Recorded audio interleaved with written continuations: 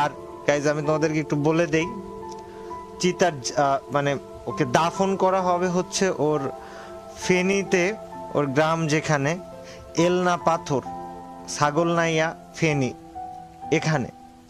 তো কেউ যাইতে চাইলে যাইতে পারো।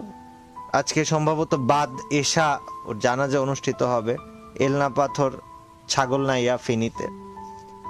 আর দোয়া করো তোমরা, এবং এই একটা শব্দ মনে রাখো যে চিতা বাংলাদেশে একটাই ছিল, একটাই হয়েছে, একটাই চিতা আজীবন থাকবে, আর কোনো সেকেন্ড চিতা হবে না। ওর জন্য দোয়া করো, আল্লাহ তাআলা যেন ওকে মাফ করে দেয়, জীবনে যদি কোনো ভুল ত্রুটি থেকে থাকে, কোনো কবরের আযাবটাও মাফ করে দেয়, এবং ওকে যেন জান্নাতুল ফিরদাউস নসিব করে।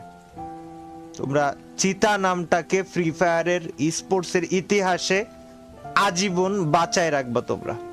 এই দায়িত্ব আমি নিচ্ছি, তোমাদেরকে দিচ্ছি, এবং ফ্রি ফায়ার যেন চিতাকে আলাদা